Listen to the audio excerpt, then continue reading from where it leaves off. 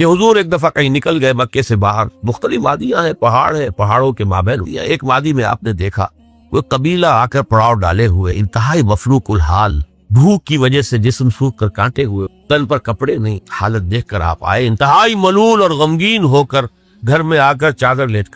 کر اب پوچھا حضرت نے کیا ماجرا ہے، کیا معاملہ؟ آپ نے فرمایا میں گیا تھا باہر فلاں وادی میں، فلاں گھاٹی میں، قبیلہ ہے، پڑاؤ ڈالے ہوئے ہیں اور یہ حال ہے۔ حضرت خدیجہ اور فرمانے لگے کہ میرے پاس دولت نہیں ہے کہ میں ان کے لیے مدد کر سکوں۔ سرمایہ تو حضرت خدیجہ کا تھا نا، آپ کی اپنی ذاتی دولت تو نہیں تھی۔ اس پر حضرت خدیجہ نے فرمایا اچھا آپ جائیے اور بڑے بڑے قریش کے چند سرداروں کے نام لیے کہ ان کو بلا لائیے۔ حضور گئے، وہ سب آ گئے، اتنی دیر میں اتنا بڑا ڈھیر اشرفیوں کا حضرت خدیجہ نے لگا دیا کہ جب حضور آ کر بیٹھے تو اس کے پیچھے چھپ گئے، اور پھر کہا ان سرداران قریش سے مخاطب ہو کر آپ سب لوگ گواہ رہے، میں نے یہ ساری دولت محمد کے حوالے کی، وہ جیسے چاہیں اسے خرچ۔ بیوی کے ساتھ تھی، میں اگر اس موضوع پر چونکہ میرے کچھ خاص احساسات ہیں اس میں وہ بیان کروں گا تو پھر بہت وقت نکل جائے گا کہ حضرت خدیجہ رضی اللہ تعالیٰ عنہ کا کیا مقام تھا جسے اب سے اکثر نہیں جانتے۔ ہمارے ہاں تو جیسے ہے گرفتار ابو بکر و علی ہوشیار باش، یا ابو بکر کی فضیلت رضی اللہ تعالیٰ عنہ اہل سنت کے نزدیک یا اہل تشیع کے حضرت علی کی فضیلت اسی میں ہے، گرفتار ہے، اسی میں جھگڑا ہے۔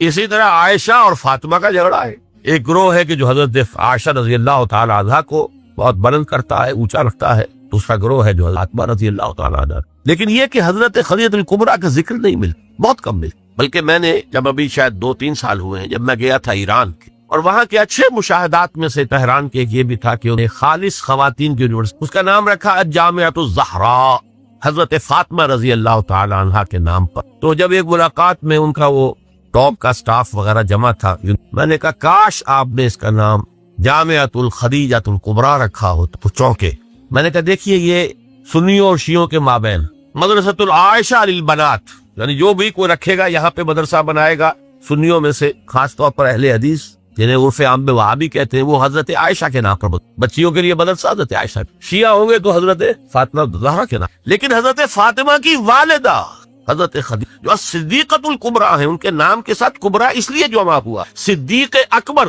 الصدیق الاکبر ہے حضرت ابو بکر رضی اللہ تعالیٰ عنہ، الصدیقۃ الکبریٰ، جیسے حضرت مریم کے بارے میں آتا ہے قرآن میں کان امہ صدیقہ، تو اس امت کی الصدیقۃ الکبریٰ حضرت خدیجہ رضی اللہ تعالی عنہا۔ اور ایک بات راز کی ہے جو میں کہہ رہا ہوں، عام طور پر عام خطابات میں یہ باتیں نہیں کی، مجھے تو محسوس ایسا ہوتا ہے کہ اللہ تعالیٰ نے حضرت خدیجہ کی ذات میں حضور کو صرف بیوی کی وفاداری اور وفا شعاری اور محبت نہیں دی، والدہ کی شفقت۔ حضور محروم ہوئے بہت ارلی عمر میں، والد کو تو دیکھا ہی نہیں، والدہ کی شفقت سے بھی عمر کا فرق اتنا تھا، 25 اور 40 اندازہ کیجیے۔ اور آپ کو معلوم ہے میری نانی میرے بڑے ماموں سے 13 برس بڑی تھی، 13 برس میں ان کی ولادت ہو گئی تھی، اور عرب کا معاملہ تو اور گرم ماحول کا تھا، تو کیا 15 برس کی عمر میں حضرت خدیجہ کی اولاد نہیں ہو سکتی؟ اگر وہ ہوتی تو کیا وہ حضرت عمر حضور کی ہم عمر نہ ہوتی؟ اس حوالے سے چنانچہ ایک واقعہ میں آپ کو اور سنا۔ ایک مرتبہ حضور صلی اللہ علیہ وسلم اسی طرح جو بھی دیا تجربہ تھا عالم ملکیت اور عالم بشریت کے درمیان اتصال کا، اور جس کی وجہ سے ایک خوف کسی کیفیت، ایک تشویش کا سا انداز، تو حضرت خدیجہ نے ایک مرتبہ یہ کہا کہ اچھا اب جب وہ آئے وہ فرشتہ ہے یا کیا ہے، وہ بدرو ہے یا کوئی واقعتاً فرشتہ ہے، جب بھی وہ آپ کو نظر آئے تو مجھے بتائیے۔ حضرت جبرائیل آئے، حضور نے فرمایا وہ آئے، اب ذرا نوٹ کیجئے، حضرت خدیجہ نے اپنے بال کھول اپنی آغوش میں حضور اور پوچھا کہ کیا اب بھی نظر آ رہا ہے؟ آپ نے فرمایا نہیں۔ فرمایا یقیناً یہ کوئی بدرو فرشتہ ہے جس نے حیا کی ہے، اگر کوئی بدرو ہوتی تو لذت لیتی، وہ غائب نہ ہوتی۔ اب آپ اندازہ کیجئے عظمت فکر، سوچ کا، آپ کے فکر شعور کی بلندی کا۔ بہرحال سن 10 نبوی کا تذکرہ کر رہا تھا، حضرت خدیجہ کا ابو طالب کا انتقال، جو ایک پروٹیکشن، ٹرائبل زندگی میں پروٹیکشن، جیسے کہ آج ہی میں پڑھ رہا تھا کہ جو بھی پہلا ایک معاہدہ اوس و خزرج کے درمیان جو مسلمانوں نے یثرب کا اور پھر مہاجرین کو ساتھ شامل کر کے حضور نے کروایا تھا، اس میں یہ شرط بھی تھی کہ اگر کوئی ایک مسلمان بھی کسی کو پناہ دے دے گا تو وہ سب کی طرف سے شبہ۔ یہی معاملہ قبائل میں ہوتا تھا، قبیلے کا ایک فرد اگر کسی کو شخص کو پناہ دے دیتا ہے تو وہ پورے قبیلے کی طرف۔ اس حوالے سے خاندان بنو ہاشم کی سرداری تھی ابو طالب کی، اور وہ پروٹیکشن دے رہے تھے محمد عربی صلی اللہ علیہ وسلم، اگرچہ ایمان نہیں لائے لیکن وہ ایک طبی محبت تھی، اور اس طبی محبت کی بنیاد پر انہوں نے خاندان بنو ہاشم کا سایہ کیا ہوا تھا حضور پر صلی اللہ علیہ وسلم۔ اب ظاہر بات ہے کہ اگر بقیہ دوسرے قبیلے جو تھے اس کے سردار وہ اگر کوئی اقدام کرتے حضور کے خلاف تو یہ گویا کہ بنو ہاشم کے خلاف اعلان جنگ ہو جاتا اور ان فائٹنگ خانہ جنگی سول وار مکے میں شروع. یہ وجہ ہے کہ 10 برس تک اس اقدام کی جرت انہیں نہیں. سفارتیں لاتے رہے, ابو طالب کے پاس سفارتیں آئیں, کبھی لالچ پیش کیا, آپ ان سے کہیے اگر انہیں دولت چاہیے تو ضرور سیم و زر کے ہم انبار لگا دیں, انہیں کوئی سیادت چاہیے تو ہم انہیں اپنا بادشاہ ماننے کو تیار ہے, اگرچہ ہمارا کوئی مزاج نہیں ہے کسی بادشاہ کو ماننے کا, ان کو مان لیں گے. اور اگر کہیں شادی کرنا چاہیں تو اشارہ کر دیں, قریش کے جس بڑے سے بڑے گھرانے میں کہیں گے آپ ان کی شادی کری تھی آفر. حضور نے فرمایا تھا کہ چچا جان چاہے یہ میرے داہنے ہاتھ پر سورج اور بائیں پر چاند رکھتے تب بھی میں اپنے اس دعوت سے باز نہیں. ان کا مطالبہ یہ تھا کہ یہ دعوت ختم کر, ہمارے معبودوں کو برا نہ کہیں. جس کے ضمن میں پھر آخری جبکہ ابو طالب بستر مرگ پر تھے اس وقت جو آخری سفارت آئی ہے اور انہوں نے آخری چیلنج کیا کہ ابو طالب اب بھی اگر تم باز نہیں آتے پھر ٹھیک ہے ہمارا الٹیمیٹم ہے, آؤ میدان میں مقابلہ کرو یا روک لو اپنے بھتیجے. اس پر جب ابو طالب نے بلایا اور حضور سے کہا ہے کہ بھتیجے مجھ پر اتنا بوجھ نہ ڈالو جو میں برداشت نہ کر سکوں. ظاہر بات ہے اکیلا خاندان بنی ہاشم پورے قبیلہ قریش کا مقابلہ, پھر خود جو ہے نہایت ضعیف بوڑھے اور بستر مرگ پر ہیں تقریباً, بھتیجے مجھ پر اتنا بوجھ نہ جسے میں برداشت نہ کروں. اس پر حضور کی آنکھوں میں آنسو کہ ایک ہی مرئی سہارا دنیا میں ویزیبل اسباب عالم کے اعتبار سے ایک پروٹیکشن, ایک سہارا, ایک مدد کی شکل تھی, آج وہ بھی چاہیے ختم ہو. کہا آپ نے یہ کہ چچا جان اب تو یا تو یہ بات پوری ہو کر رہے گی اور یا میں اپنے آپ کو اسی میں ہلاک کر لوں گا. میرے لیے کوئی ریٹریٹ کا کوئی امکان نہیں ہے, کوئی واپسی کا کوئی امکان نہیں ہے, پسپائی کا کوئی. بہرحال میں نے یہ سارا پسمند بتایا ہے عام الحزن, اور یہ ابو طالب کا بھی انتقال ہو گیا اور پروٹیکشن ختم ہو, بلکہ اب بنو ہاشم کا سردار ابو لہب ہے جو خود دشمن ہے انتہائی, یوں سمجھیے کہ زہریلا دشمن, جس نے اس وقت کہہ دیا تھا تب لکا لہذا جماعتنا, جس نے اپنے دونوں بیٹوں سے حضور کی دونوں صاحبزادیوں کو طلاق دلوائی. طلاق بھائی مانا وہاں تو در حقیقت نسبت کا ہو جانا ہی ایک طرح کا نکاح ہوتا, وہ نکاح باقاعدہ ہو جائے گا لیکن نسبت ہو گئی, منسوب ہو گئی تو گویا کہ ایک رشتہ قائم ہو گیا. دونوں بیٹے تھے ابو لہب کے جن سے حضور کی 2 صاحبزادیوں کہہ رہے, ان دونوں نے آ کر نہایت گستاخانہ انداز میں, توہین آمیز انداز میں آ کر حضور کے سامنے کھڑے ہو کر اور کہا کہ ہم تمہاری بیٹیوں کو طلاق دیتے, کہ سارا صدمہ جیلے ہیں حضور. اب وہ ہے بنو ہاشم کا سردار, کیا نکلے گا نتیجہ؟ پروٹیکشن ختم, اب تو جو بھی چاہیں گے وہ دارالندوا میں فیصلہ. لہذا آپ گئے طائف, یہ حضور کی مکی زندگی کا اہم تر, حالانکہ اس سے پہلے 3 برس کا آپ کا شیب بنی ہاشم کے اندر جو گھراؤ رہا اور مقاطعہ رہا اور بائیکاٹ رہا, کھانے پینے کی چیزیں جو ہے روکی گئیں, بدترین قسم کی فاقہ جو ہے کشی کرنی پڑی پورے خاندان بنی ہاشم کو, حالانکہ وہ سب کے سب ایمان تو نہیں لائے تھے, لیکن اس جرم کی پاداش میں کہ بنو ہاشم محمد کا ساتھ نہیں چھوڑ رہے,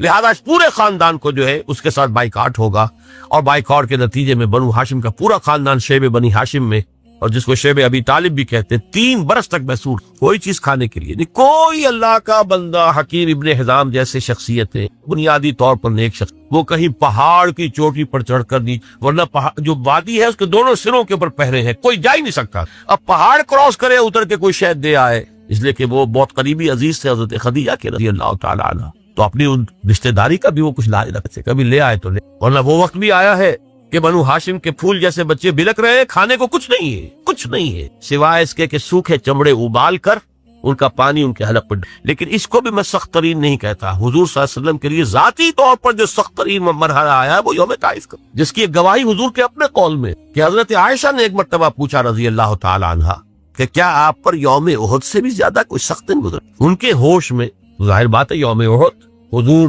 مجروح ہوئے, زخمی ہوئے, دندان مبارک شہید ہوئے, خون کا فوارہ چھوٹا, آپ پر بے ہوشی طاری ہوئی, آپ کی زبان مبارک سے ایک بددعا بھی نکل گئی, کیف یہدی اللہ قوما خضبوا وجہ نبیہم بالدم, اللہ اس قوم کو کیسے ہدایت دے گا جس نے اپنے نبی کے چہرے کو خون سے رنگین بنا دیا, خون سے رنگ دیا. پھر یہ کہ 70 صحابہ جو ہے شہید, جن میں حضرت حمزہ جیسے بھی, آپ کے چچا بھی ہیں, آپ کے خالہ داد بھائی بھی ہیں, آپ کے دور شریک بھائی بھی ہیں, ساتھ کے کھیلے ہوئے ہمجولی بھی, اسد اللہ ہے, اسد الرسول ہی بھی, اور ان کی لاش آئی ہے کہ ناک کٹی ہوئی, کان کٹے ہوئے اور پیٹ چاک کر کے کلیجہ چبایا ہوا. تو سخت ترین دن حضرت عائشہ کے نزدیک یوم احد تھا. حضور نے فرمایا نہیں, مجھ پر سخت ترین دن یوم طائف. آپ مکے سے مایوس ہو کر طائف گئے, اور نوٹ کیجئے یہ واحد موقع ہے جہاں نظر آتا ہے کہ حضرت ابو بکر بھی حضور کے ساتھ میں, ورنہ سائے کی طرح ساتھ رہنے والی شخص صرف ایک ہے ساتھ, زید ابن حارثہ رضی اللہ تعالی عنہ, جو منہ بولے بیٹے بھی قرار دے دیے گئے تھے, لیکن یہ کہ تھے تو غلام, آزاد کردہ غلام,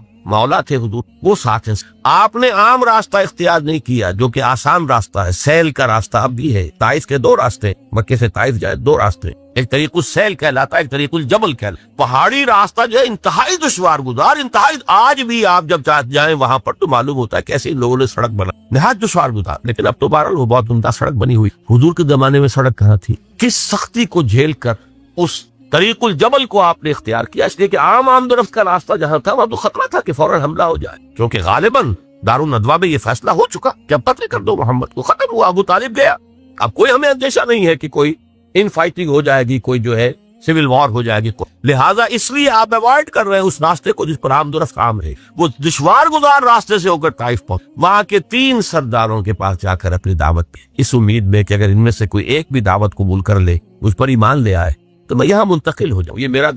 حکمت خداوندی میں، مشیت ازدی میں یہ معاملہ جو ہے یہ شرف پہلے سے طے تھا یثرب کے لیے، لیکن حضور کی اپنی غور و فکر وچار اس کے حوالے سے آپ طائف پہنچ۔ تینوں نے جو جواب دیے ہیں کلیجے سے پار ہونے والے جوابات، ایک جگہ فوراً روانہ ہو جاؤ یہاں، اس لیے کہ ہو سکتا ہے تم سچے ہو، واقعی رسول ہو، تو میں نے کوئی توہین کر دی تو میں مارا جاؤں گا، اور ہو سکتا ہے تم جھوٹ۔ ایک جگہ تمہارے سوا کوئی نہیں ملا تھا اللہ کو رسول بنانے کی، یہ جو قرآن مجید میں بھی آیت کوٹ ہوئی، من قریتین عظیم، یہ جو کوئی رجل ہوتا، کوئی شخص جو ان 2 بستیوں میں بڑی عظمت والا ہوتا، دولت والا ہوتا، ولید ابن مغیرہ کی طرح اس کی جائیداد مکے میں بھی تھی، مدینہ اور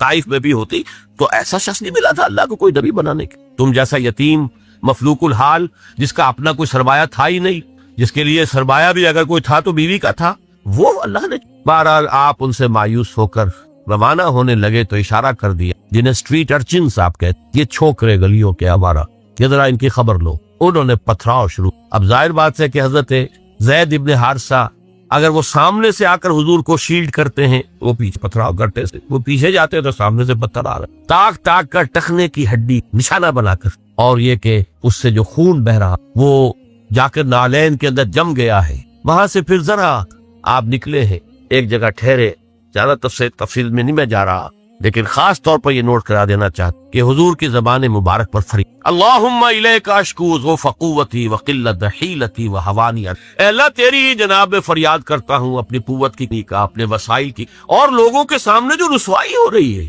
رسوائی، یہ رسوائی مکے میں نہیں ہوئی تھی، یہ پتھراؤ مکے میں نہیں ہوا تھا۔ اللہم الیک اشکو ضعف قوتی وقلت حیلتی وہوانی علی الناس، الی من تکلنی، اے اللہ مجھے کس کے حوالے کر دیا ہے، الی بعید یتجہمنی او الی عدو ملکت امری، کیا وہ دور دراز کے لوگ جن کا مجھ سے کوئی تعلق ہی نہیں ہے ان کو مجھ پر حملہ کرنے کے لیے کھلی چھوٹ دے دی، اور کیا دشمن کے حوالے مجھے کر دیا کہ جو چاہے کر گزرے، یہ فریاد۔ لیکن اس کے بعد وہ مقام عبدیت غالبہ، یہ جو 2 نسبتیں ہیں محمد رسول اللہ کی، عبدہ و رسول، مقام عبدیت کا تقاضا، سر تسلیم خم، کوئی شکوہ شکایت زبان پر نہ آئے۔ فرماتے ہیں ان لم یکن علی غضبک فلا ابا، اے اللہ اگر تو ناراض نہیں ہے، سر تسلیم خم ہے جو ملا، اندیشہ تو یہ